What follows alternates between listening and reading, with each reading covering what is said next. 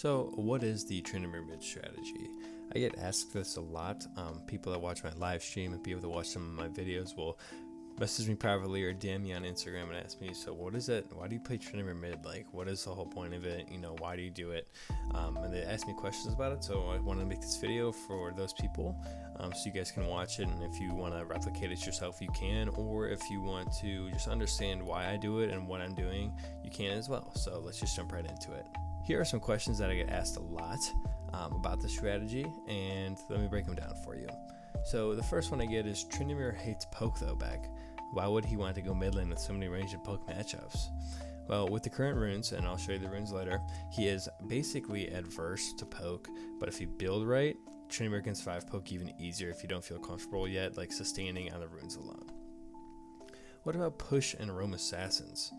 Tryndamere not only is the strongest champion against burst, but he also can push harder than pretty much any mid lane champion currently can, which is why he's so strong in the mid lane. You can also keep those assassins tied down to the mid lane with your wave clear and make them almost non-existent with proper back timings and tempo advantage. Before we jump into the nitty gritty of the strategy though, let me show you the runes and build.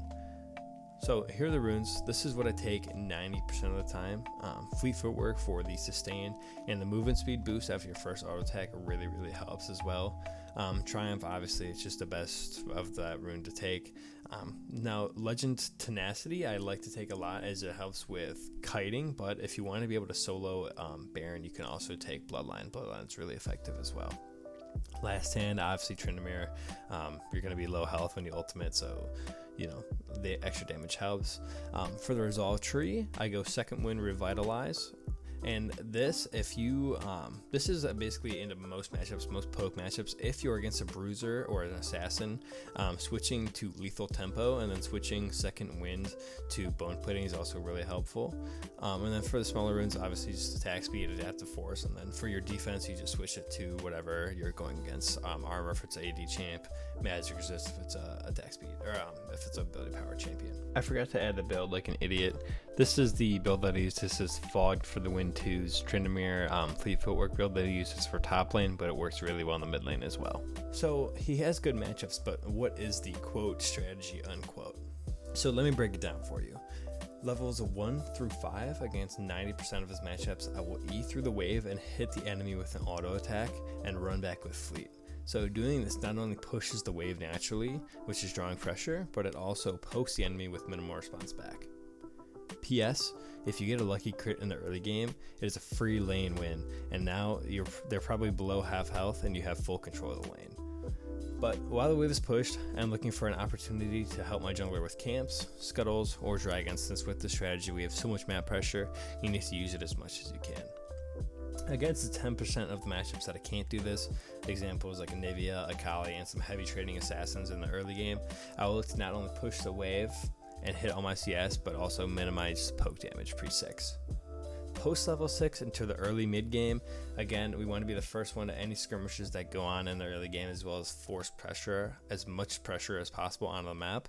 So once you get your team at, you literally can shove 6 minions in a tower in about 2 to 3 seconds and start looking to do one of 4 things. 1. Pressure the mid lane tower. 2. Attempt to kill your lane opponent. 3. Take enemy camps or help your jungler secure objectives. 4. Roam. Deciding what to do comes with time, but here are some tips to help you decide. If the mid laner you are facing has good damage and it is hard to sit on a tower and auto the tower, look to pressure elsewhere. If the mid laner has multiple escapes and or barrier and is really hard to kill, again, pressure the map elsewhere. If your jungler is getting stomped, look to take away enemy jungle camps and return to pressure the mid lane tower so you can keep pressure off of your jungler for a little. If you can kill your lane opponent, the most likely scenario, pressure the mid tower after killing them and try to take it as soon as possible. Taking mid tower on this strategy is not only the most likely scenario, but it also is super beneficial and it opens up the map a lot for you. Mid to late game, there are usually 2 styles of play that I have. 1, my team doesn't have a lead and I need to help them take Rift Herald, Baron, Dragon, etc. This is more a team-oriented form of play and is effective if you are the carry. The other way I play, if you gave your team a lead in the early game, I like to just split push and create pressure that way while also taking the enemy jungler camps. Bonus, if you're behind, look to farm side lanes and do not die at all cost. Dying is the worst thing you can do with your lead or not. With no lead, look to take jungle camps from the enemy when safe and farm for items. So the last thing I want to do are some frequently asked questions. So here they are. Don't you have a lot of times when you're full AD? Yes. If this scares you, ban Malphite. If this doesn't scare you, which it shouldn't, ban something OP in the meta, and understand that barely anyone plays tanks anymore, so being full AD and a team of squishy champions really isn't that bad. What do you ban when you play Tryndamere mid? I personally, like I said before, like to ban things that are really common in the meta and really strong and can deny me from carrying.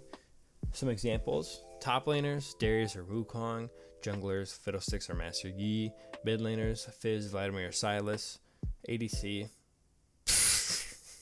Funny joke, don't ban any ADC as you can two-shot them with ease ahead or not. Supports, Leona or Blitzcrank, as they can CC the hell out of you and really deny you from carrying the game. Beck, my team thinks I'm trolling every time I play Tryndamere mid. What do I do? Show them your OP.GG and say SCFU. Just kidding. But on a real note, who cares? Let them think what they want and just slash mute all when you get in the game. Is doing a viable strategy with this style? Oh my gosh. Yes, my friend and I climbed through gold in one day doing Tryndamere mid and Olaf jungle. We didn't lose any objectives, and we had so much pressure that we virtually eliminated the enemy jungler from the game. If you guys have any other questions though, feel free to ask me in the comments. The strategy works really, really well, especially if you're low elo and you can kind of just have a lot of easy matchups and just try to understand game knowledge. This is super beneficial for you. If you want to watch me do this, make sure to watch my stream every Monday, Wednesday, and Friday, 2:30 to 5:30 EST. And appreciate you guys watching the video. Make sure to leave a like. Thanks. I've been looking for something that haunts me all night. I've been staying up hours until the sunrise. Just so casual, always living the same life.